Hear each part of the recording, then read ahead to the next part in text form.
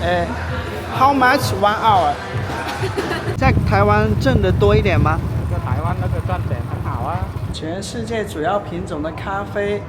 大家好，上集影片我从越南中部的岘港市夜搭大巴12个小时，跨越500多公里，来到越南中部高原。这里是越南农业的重镇，越南咖啡之都邦美属就位于这里。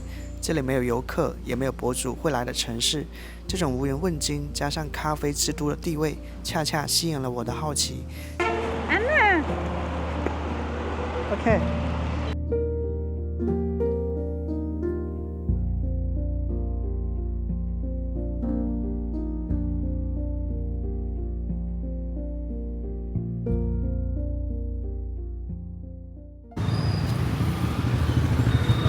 Hello。我住的是这一栋楼。你怎么会说中文呢？我会讲这个的。为什么？因为我来台湾工作。哦，你在台湾工作过？对呀。在台湾工作几年？4年。我回家2019了。哦。是6年了。哦，回来6年了。对。当时在台湾做什么呀？那个染布那个染色。哦。后来为什么要回越南呢？我来结婚了。结婚？对。哦。我听说这里是越南的咖啡之都，所以我来玩一下。对啊，那个越南有咖啡很好。很好。对。然后我没有讲中国啊，我会忘记。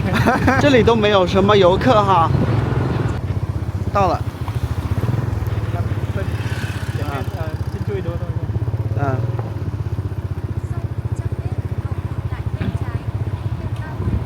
我想过年来台湾。想过完年去台湾？对。在台湾挣得多一点吗？在台湾那个赚钱很好啊。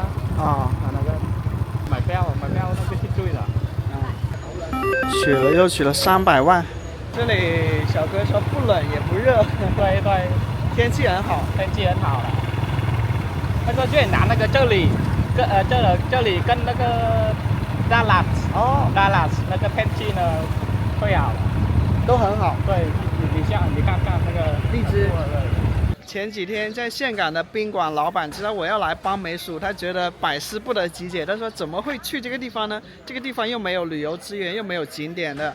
其实我来到邦美属啊，基本上看不到任何游客。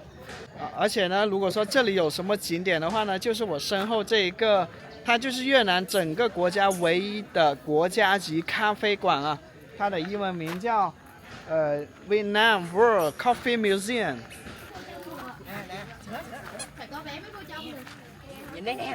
买票在这里啊，看一下票价这是游客的一个单人票价，15万越南盾，大概45块钱。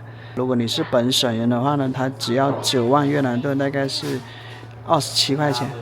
我没想到它的票价还不便宜啊，就一个博物馆，它的参观费用要45块钱。我记得我参加越南的世界遗产美山圣地，它的那里的票价也才15万每人啊。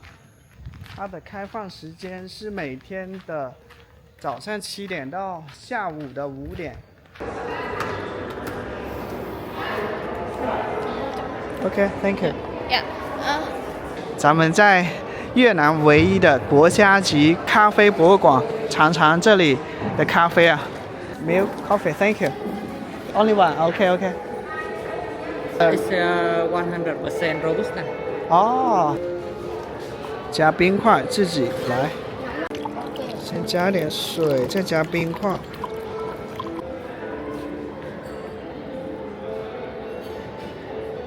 越南呢是全球第2大的咖啡生产国，就是它的咖啡出口量占全球的17%，仅次于巴西的35%。那么在这个邦美属这里啊，就是它在整个越南吧，它主要种植的咖啡品种呢是这个叫 Robusta 罗布斯塔。它的一个特点是风味浓烈，苦味重，含咖啡因高，适合制作越南特色滴漏咖啡、冰奶咖啡。就是这一杯啊，100%是罗布斯塔，可能是加的开水多了一点，它没有很浓烈的苦味，跟咖啡的风味也略淡一点。邦美属啊，这咖啡文化呢已经融入到整个城市里面了。在这座城市，咖啡不仅是一种饮品，更是一种信仰。这里每2年呢会举办这个邦美属咖啡节嘛，那个时候就整个越南乃至全世界的咖啡师啊，各种跟咖啡行业有关的专家都会齐聚在邦美属这里，进行这种与咖啡有关的一些文化交流。它这个越南中南部的高原呢，它的咖啡产量占整个越南的80%左右啊，其中呢就邦美属就是重要的一个产区啊。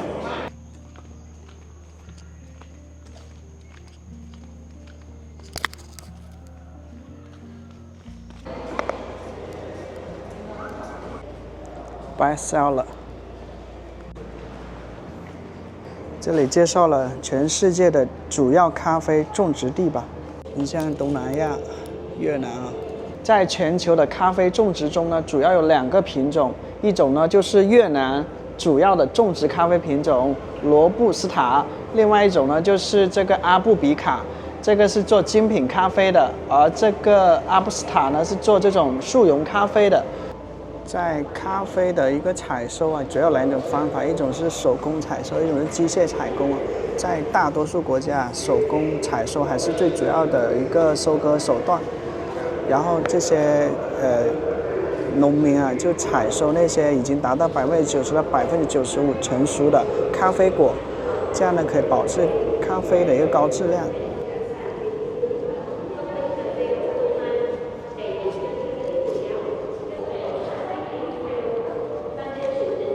这个咖啡的碾压机，1890年。这些是烤咖啡的咖啡机呀。烤咖啡看似一个轻松的工作，其实它是一门艺术啊。我们能看到，这是一台有100多年历史的这个咖啡碾压机吧，把咖啡磨成粉，然后它是金属材质的，生于法国，1890年。这个是烤咖啡的一个不同颜色。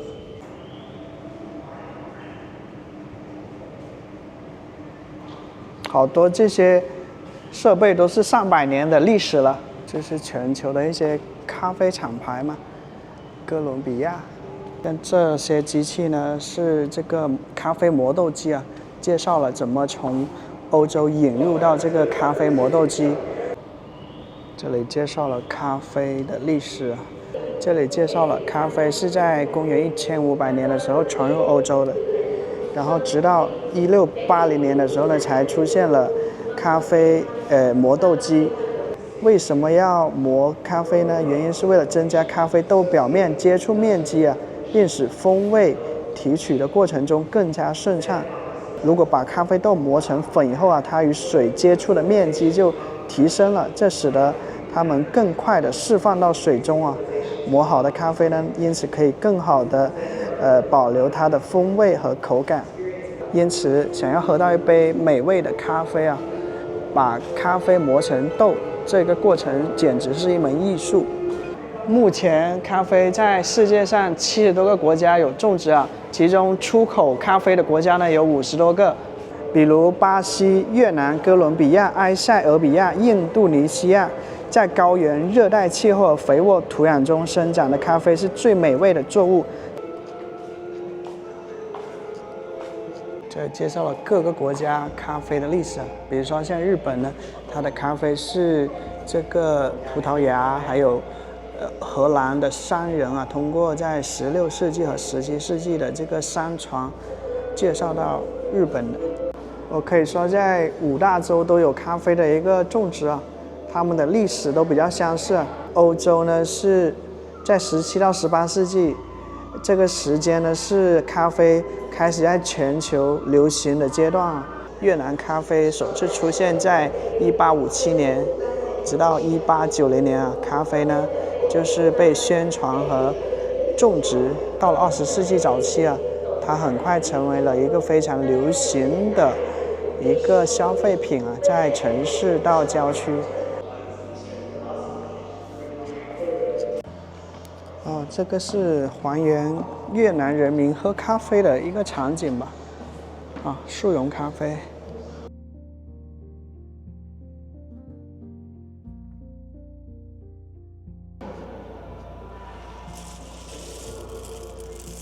风味还挺浓烈的。这里除了展示咖啡有关的一些设备，还展示跟制作茶有关的啊。这个是1790年的一个茶具。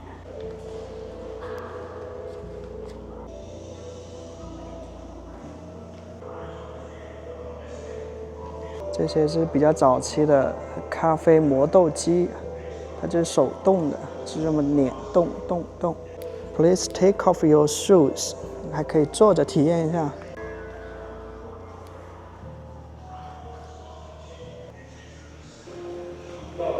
这整个是一个毛坯的博物馆，这是不同年代的越南咖啡品牌，有一些被米其林评为很高的一个评价。这是全球咖啡的一个发展史。咖啡最早是出现在中东的哈，在公元前3600多年的时候就发现了它。到了公元575年啊，咖啡被这个埃塞俄比亚的一些部落发现并使用，起于德国的一个叫咖啡的筛选机吧。然后这个是咖啡磨豆机，始于1930年，咖啡豆的一个分拣、分选的一个机器。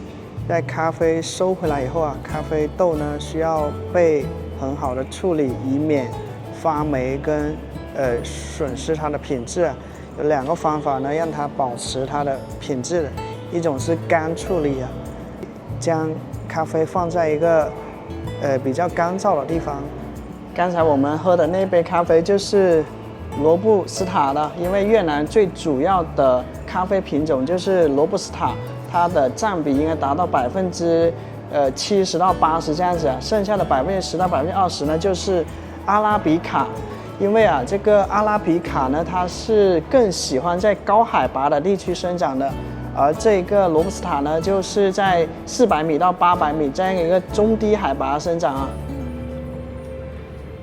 这是不同的咖啡豆，有阿拉比卡，还有罗布斯塔。这里是罗布斯塔的，这里是阿拉比卡的。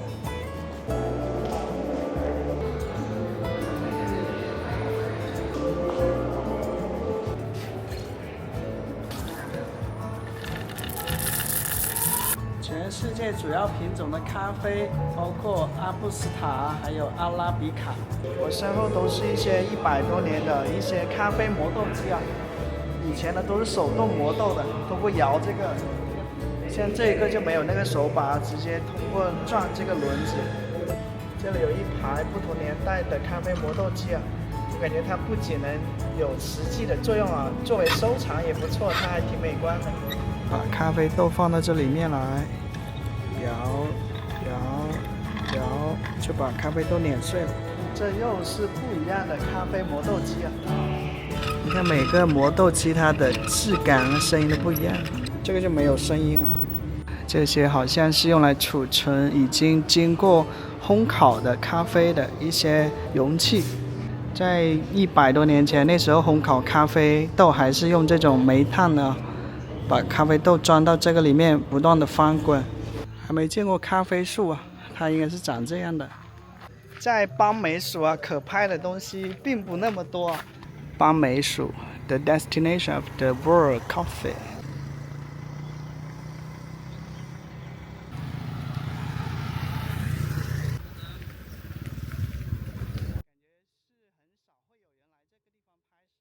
开谷歌地图啊，这里到处是咖啡店。刚才在我的摩的小哥，他曾在台湾工作了4年时间，因为结婚原因就回到越南了。然后呢，他还想再去台湾，因为他说台湾挣钱容易啊。他过去在台湾的时候，每个月有3万台币，然后回到越南呢，做这个摩的小哥，一天呢只有50万越南盾，大概就是150元啊。这是邦美属市的一个像 Central Hospital 啊，感觉人气挺淡的哦。这里是有桌球宝贝的桌球厅。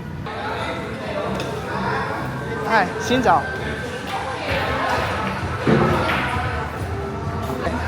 How much 1 hour？ 我也累。没想到邦美属不算大城市啊，都有这种桌球以及桌球陪玩的服务啊。像一张台球桌1个小时就是8万越南盾，已经包括了这个台球宝贝陪玩的费用了。这个算下来还挺实惠的。这边的车辆也主要是日韩车辆啊，哇，美国车，而且奔驰、宝马还不少啊。你看前面就有一辆粉色的奔驰。这里是邦美属可以说市中心的一个花园。哇，这只狼狗也不是。那边在喂兔子。摩的大哥们在这里休息。新早。大概在1个多月前吧，我查越南的一些产业方面的资料，就是发现越南的产业来说啊，不是那么丰富，主要依靠一些，比如说成衣啊，就给一些大品牌代工一些成衣、鞋帽什么的，这是很主要的。还有一个就是三星啊，所以为什么我经常走到很多地方，别人都问我你是 Korea， 你是韩国人吗？就因为这里韩国人很多啊，所以说三星在越南很多地方建了一些工厂，比如说胡志明河内，然后北宁这些地方啊，除了刚说的这种成衣鞋帽的这个工厂，还有这种电子，比如说三星啊这些外贸企业啊，它的农业占它整个 GDP 的比重还挺大的。这其中主要农业的一个产品就是咖啡啊，尤其指的是这个中南高原上的咖啡。OK， 就是这一家咖啡厅。这家咖啡店感觉还挺专业的，在咖啡领域啊。谁见过一家咖啡厅啊？它一麻袋一麻袋的咖啡豆啊，磨成粉的一些咖啡，这上面还有它的一些溶液吧。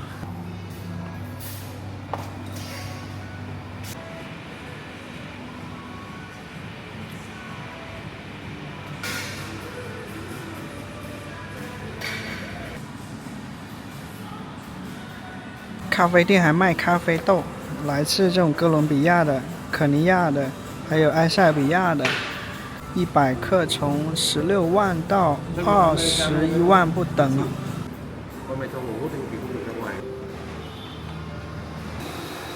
发现越南喝咖啡都会配一杯冰水的，这里有冰块，也有咖啡，还有牛奶，哇，好喝啊！甜的，但是没有那么甜，很冰爽。我们在越南喝咖啡的时候，通常都配一杯这个冰水的，就是因为在越南主要是以罗布斯塔为主啊，它的这种焦糖味或者说是烟熏味比较重啊，所以喝完咖啡来一杯水漱一下口，清洁味蕾。这家咖啡店写着哈，在邦美图呢，咖啡文化已经融入到这片中南高原的土地里面了。这里的咖啡风味融合了这种大自然的、高山的、阳光的和风的味道。邦美属的幼儿园，今天周日放假了，叫 The International Kindergarten School 国际幼儿园学校。一名这个 Grab 司机小哥坐在石椅上，一副精疲力尽的感觉。不像中国，中国有大量的房地产建设商啊，建设了大量的楼房。像越南，我了解到大部分居民他拥有自己的房屋的话，这个难度好像还更大一点，因为他首先要买地皮，买地皮是一大笔钱，然后又建楼房，建楼房又是一大笔钱。不知道我说的对不对啊？有没有越南的观众可以介绍一下？这个街头巷尾啊，随处可见大大小小的、装饰不一的这些小咖啡店。这好像是教堂，它这些居民区还挺静谧的，车辆比较少，难道是因为午休时间到了？居民区的房子大多有一个院子啊，停放汽车。我老是看到骑车的一些中老年人哦，在这边有车的家庭可以说很多。越南女孩子骑摩托车都是长衣长袖的，到了工作地方就把长衣长袖脱下来啊。糖水店。现在呢，我要走路去一个叫 Coffee Village 的地方，咖啡村，好像也是一个景点，好像又不是。但是这个地方没什么地方逛的，所以就去看一下。哇！ Chợ bay ở đây á, là cỡ 11 giờ chứ giờ món đồ ăn hết rồi. 我以为是不能在这吃饭了，挺有食欲的。烤肉，那个是烤猪排吧 ？Yes。再来一个鸡蛋 ，Yes。然后，这些都是送的，这个好像苦瓜汤、香菜，这是烤肉、豆腐酿。 我也不知道多少钱，他收我多少钱就给多少钱的。这个是蘸水，还是第一次遇到这样的，就是他有一杯这种蔬菜汤，还能上来一杯冰茶，这些是免费的吧？因为我没点这个，他自己送上来的。这是他的烤肉啊，现在下午2点半了，才吃午饭，因为刚才喝了2杯咖啡也不饿。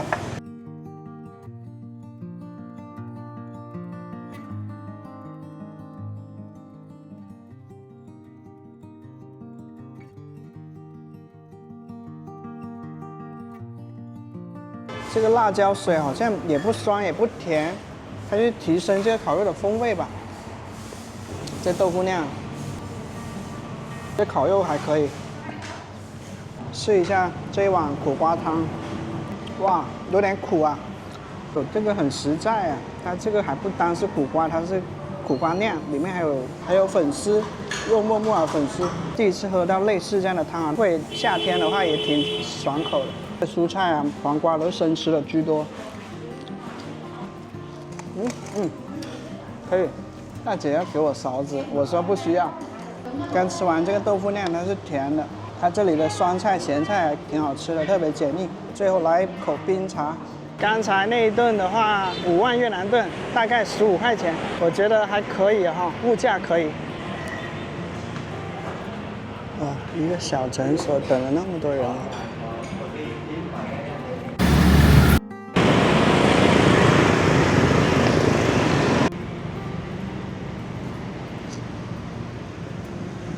这个是越南4大银行之一吧。我突然意识到啊，这边街上啊，很少能看到 massage 的店铺啊，跟河内啊、岘港这些旅游城市截然不同啊。中国。Ôi trời, Trung Quốc sao biết nói tiếng Việt Nam mà? Giỏi vậy. Travel. Qua đi du lịch hả? 这个是做春卷烤肉的那个过程，待会儿呢放到烤炉上烤熟了，就包春卷。一家超市呢，同时也卖法棍，一个菠萝2万5越南盾。像这个放了椒盐的水果拼盘也是6块5，这个就很实惠了哈，放一袋椒盐才1万越南盾。这个2万5越南盾的水果拼盘，4种水果。 挺大的莲雾啊，3万4越南盾，大概是10块钱左右。这个12万元。2根黄瓜1万1，大概1万6越南盾，大概3块钱。10个装的鸡蛋大概是14块钱。这一袋面包大概是14块钱。这是各种烤肉粉啊，好实惠啊，不到9块钱一盒。 剪一个头发3万越南盾，大约9元。小药店，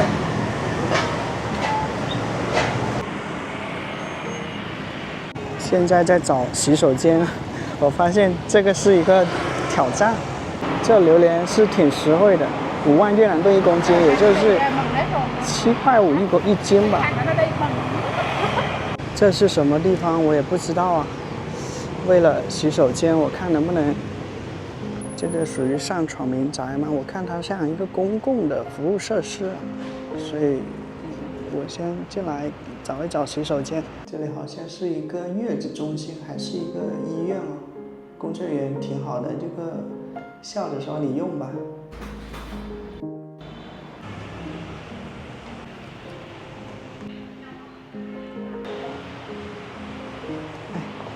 感恩，Thank you。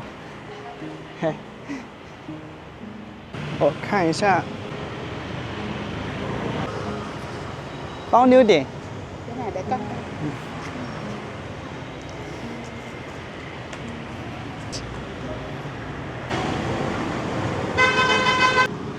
我以前在水果公司上班的，所以吃了很多榴莲，但是我好像从小到大一个榴莲都没买过，也不是那么喜欢吃太甜的。但这个蛮实惠的，7万越南盾大概是20块钱，买来尝一尝。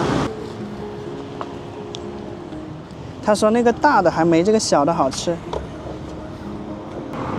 我猜应该有3房吧，反正开出来多少都是赚的，因为这个在国内不得70、80块钱了，至少。好像他还不会开啊，他做这个生意的还不会开啊。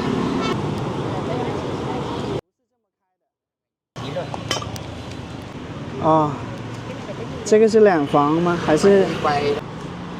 它这2房是比较大的，还有2房是很小的哈。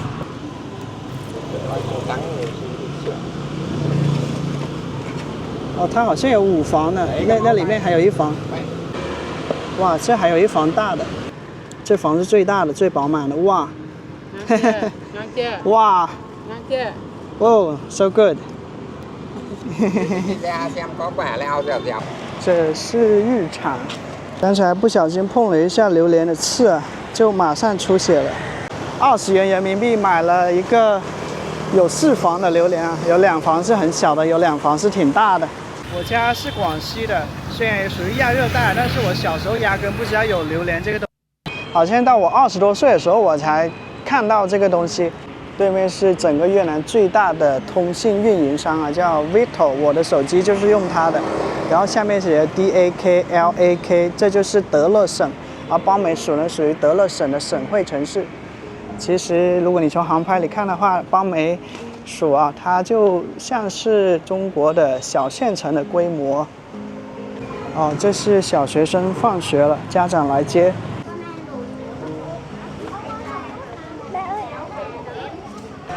原来越南也跟中国一样啊，这个小学生放学也要家长来接。在越南，这样街边卖彩票的还挺多的，有时候他会主动找到你来买。